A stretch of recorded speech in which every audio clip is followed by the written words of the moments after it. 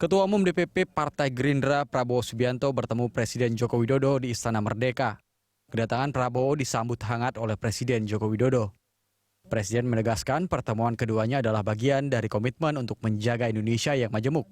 Sementara Prabowo menyatakan akan mendukung pemerintah Joko Widodo dan selalu siap untuk memberi masukan dan bantuan kepada Presiden. Saya bertemu kembali dengan Bapak Prabowo di Istana. Ini kunjungan balasan beliau, dan saya kira saling mengunjungi, saling bersilaturahim adalah tradisi yang sangat baik di antara kita. Dan saya berharap budaya seperti ini juga sampai ke tengah, sampai ke bawah. Yang pertama, saya dengan Pak Prabowo tadi berbicara mengenai Indonesia, mengenai negara kita. Bagi kami berdua sama semangatnya, yaitu demi merah putih, demi NKRI, demi Pancasila, demi Undang-Undang Dasar 1945, demi Bhinneka Tunggal Ika kita, sama. Dan saya dengan Pak Prabowo juga berkomitmen untuk bersama-sama menjaga Indonesia yang majemuk ini. Jangan kita tidak menginginkan kita terpecah belah gara-gara perbedaan politik. Tidak. Karena sangat mahal harganya bagi negara kesatuan Republik Indonesia. Tadi kami berpikiran juga hal yang berkaitan dengan ekonomi, dengan global ekonomi, dengan hal yang bersifat internasional. Tetapi saya kira poin yang penting yang tadi saya sampaikan. Presiden Joko Widodo dan Prabowo sepakat memelihara persatuan dan kesejukan di tengah kondisi bangsa yang memanas pada momen Pilkada DKI Jakarta saat ini. Pertemuan ini disebut Prabowo sebagai diplomasi ikan bakar. Juga memang datang ke sini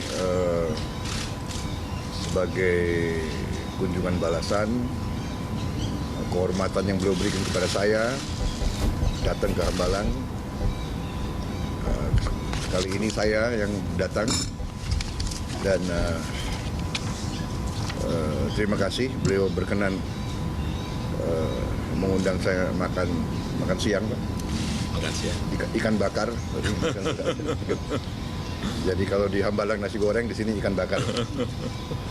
Saya pun beri beberapa masukan, beliau sangat terbuka menerimanya. Kita punya pandangan-pandangan yang sama dengan berbagai hal. Dan saya kira ini menguntungkan keutuhan dan persatuan bangsa. Sebelumnya, Presiden Joko Widodo menemui Prabowo pada Senin 31 Oktober lalu. Pertemuan dua pria yang pernah menjadi rival di Pilpres 2014 itu diharapkan dapat menurunkan tensi politik yang memanas menjelang Pilkada DKI Jakarta 2017. Mario Delima, Eka Pamungkas, Berita 1, Jakarta. Konsolidasi Jokowi Prabowo, itulah topik dialog kita pagi ini, dan untuk membahasnya di studio sudah hadir Direktur Eksekutif Indobarometer M. Kodari. Selamat pagi, Pak Kodari. Selamat pagi, Mbak Nastuti. Sekarang di saat dua tokoh besar bertemu, tidak bisa kita sebut hanya pertemuan balasan, sekedar makan siang ikan bakar. Anda lihatnya ada apa mereka? Kemudian kemudian Pak Prabowo bilang saya tidak akan menjegal. Kalau pertanyaannya Bapak akan menjegal, ya wajar untuk bertanya seperti itu. Tapi kok tiba-tiba statementnya keras betul begitu. Anda melihatnya ada apa nih, Mas? Saya kira judulnya sudah tepat sekali ya, bahwa yang dilakukan sekarang ini adalah konsolidasi politik ya oleh Pak Jokowi, dan Pak Jokowi ini dalam melakukan konsolidasi politik dia mengambil beberapa langkah. Langkah-langkah itu kalau kasat matanya itu berupa pertemuan-pertemuan. Ada 3 kategori pertemuan kalau menurut saya. Pertama itu pertemuan dengan ormas-ormas keagamaan, karena dinamika politik akhir-akhir ini berkaitan dengan isu keagamaan, terutama isu sentimen Islam, katakanlah begitu. Itu sebabnya dalam 1 pekan 2 pekan ini tiada hari tanpa pertemuan dengan ormas-ormas Islam, baik yang diundang datang ke istana maupun yang Pak Jokowi mendatangi sendiri. Ada ke PBNU, ada ke Muhammadiyah, dan beberapa organisasi lainnya. Itu yang pertama. Yang kedua, Pak Jokowi keliling kepada pasukan-pasukan elit militer maupun kepolisian. Datang ke Kopassus, datang ke Marinir, lalu kemudian terakhir ke Kostrad. Sedikit mengenai itu Mas Kodari. Menurut Anda langkahnya itu tepat? Menurut saya bukan tepat tidak tepat. Kayaknya itu hal yang harus dilakukan. Memang harus dilakukan sebagai pemimpin. Karena begini, semua ini kan berangkat dari identifikasi masalah. Sebetulnya masalah ini apa sih gitu. Dan kalau saya melihat dari luar, dari dinamika yang terjadi baik di sosial media maupun di media massa, juga bisik kanan kiri teman-teman, gosip politik katakanlah begitu. Memang isu 4 November itu kan tidak berdiri sendiri.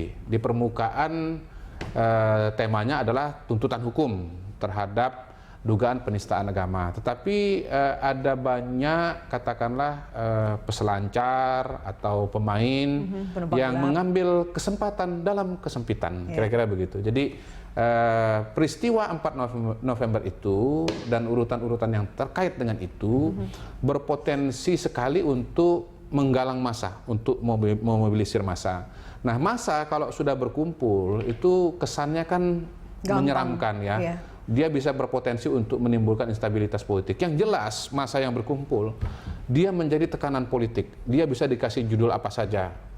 Dia adalah kehendak rakyat, dia aspirasi umat, dan sekian-sekian laba-laba lainnya. Nah, kita lihat dinamika massa ini, itu kemudian mengalami percabangan-percabangan.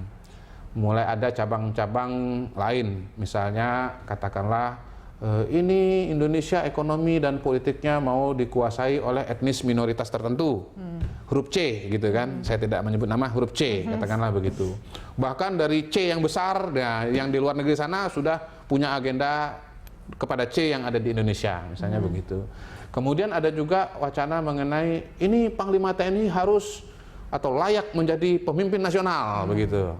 Jadi kalau lihat bau-baunya itu memang agak mirip-mirip dengan situasi dan kondisi katakanlah misalnya seperti 2001 atau seperti 98 ya. Tahun 2001 kita tahu bahwa Gus Dur lengser ya. Nah, Gus Dur lengser itu prakondisinya ya pertama memang mulai dari Gus Dur sendiri. Gus Dur pola kepemimpinannya dalam bahasa Inggris itu disebut eratik gitu ya. Jadi susah diprediksi.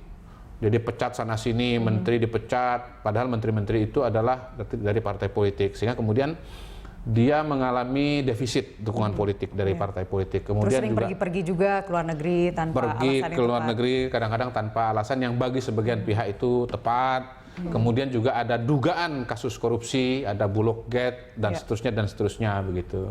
Yang sampai dengan turunnya Gus Dur dan sampai hari ini tidak pernah mendapatkan pembuktian secara hukum begitu. Intinya waktu itu juga terjadi dinamika massa dan kemudian dinamika massa itu berujung kepada impeachment presiden, katakanlah begitu. Jadi isu pelengseran presiden ini mulai masuk saya lihat di dalam dinamika isu politik 4 November dan seterusnya.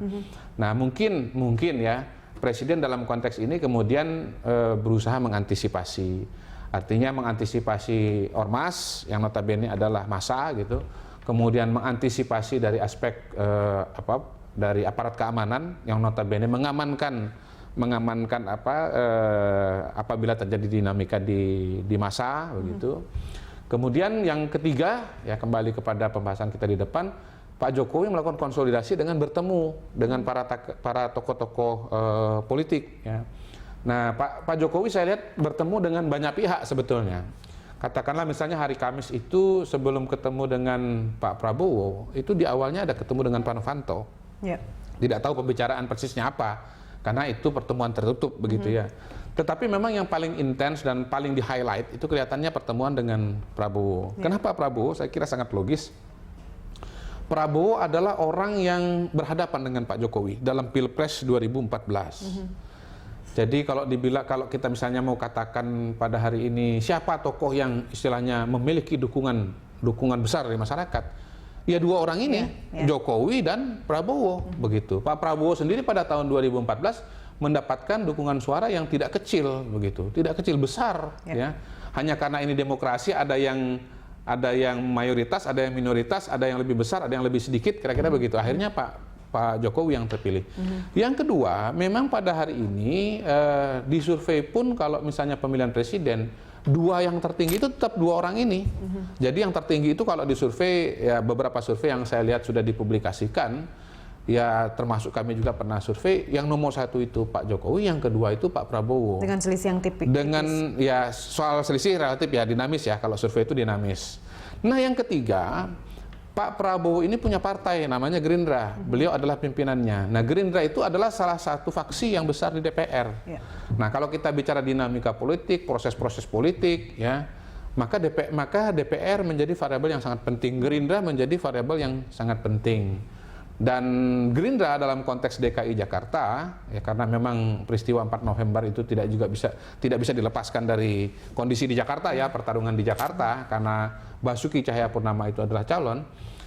Gerindra berpasangan dengan PKS untuk punya calon sendiri, begitu. Jadi mau dibikin apa pilkada DKI ini, ya mau dibikin hijau, dibikin kuning, dibikin merah, gitu ya, nuansanya itu dibikin sejuk, dibikin panas. Itu semuanya tergantung juga kepada antara lain kepada Pak Prabowo, begitu. Jadi kalau misalnya Pak Prabowo-nya itu pada posisi yang berseberangan, apalagi kemudian menggunakan cara berpikir yang istilahnya panas-panasan, maka pilkada DKI-nya jadinya merah, bukan hijau. Kalau demo memang panas-panasan. Tapi kalau kita bicara dua pasangan lainnya, berarti kan ada satu lagi pasangan. Apakah itu menurut Anda juga harus didatangin begitu? Tapi nanti jawabannya Mas Badari. Kami kembali saat lagi, tetaplah bersama kami.